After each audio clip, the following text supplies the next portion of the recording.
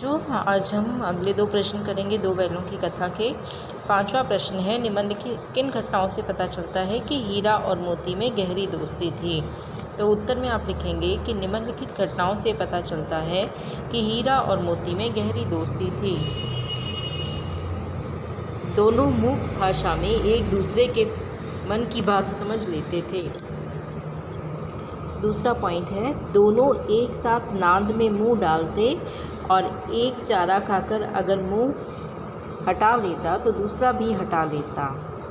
तीसरा है, हल या गाड़ी में जोत दिए जाने पर दोनों का ही प्रयास रहता था कि बोझ उसकी गर्दन पर ही रहे।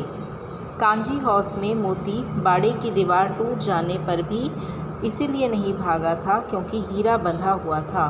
तो ये कुछ ऐसी घटनाएं हैं जिनके माध्यम से हमें पता चलता है कि दोनों में गहरी दोस्ती थी। पहला पॉइंट है, रिपीट कर रही हूँ एक बार, दोनों मूक भाषा में एक दूसरे के मन की बात समझ लेते थे। मूक भाषा मतलब आंखों ही आंखों में दोनों एक दूसरे के मन की भाषा को समझ लिया करते थे कि दूसरा क्या कहना चाहता है। दूसरा, दोनों एक साथ नांद में मुंह डालते। नांद उस स्थान को कहा जाता है जहाँ पर उन्हें खाने के लिए चारा डाला जाता है। तो दोनों एक साथ ही नांद में डाले गए चारे में मुंह डालते थे और जब एक का पेट भर जाता, एक चारा खाकर मुंह हटा लेता तो दूसरा भी अपना मुंह हटा लेता। इतना प्रेम था दोनों में। तीसरा है, हल या गाड़ी में जोत दिए जाने पर दोनों का प्रयास रहता था कि बोझ उसकी गर्दन पर ही रहे। अर्थात दोनों की ये कोशिश रहती थी कि मेरे मित्र को ज़्यादा वज़न ना दिया जाए, उसके हिस्से का बोझ भी मैं ही उठा लूँ। और अगला पॉइंट है, कांजी हाउस में मोती जब बाड़े की दीवार टूट जाने पर भी वो इसलिए नहीं भागा था क्योंकि हीरा बंधा हुआ था।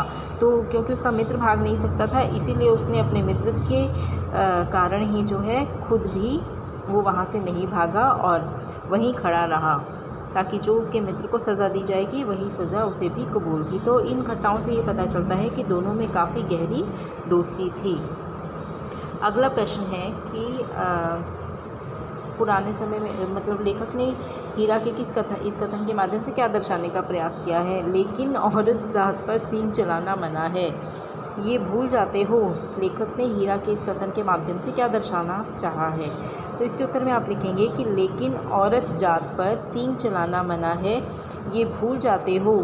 लेखक ने हीरा के इस कथन के माध्यम से इस बात की ओर संकेत किया है कि पुराने समय से ही समाज में स्त्री जाति पर हाथ उठाने की प्रवृत्ति को गलत माना जाता था।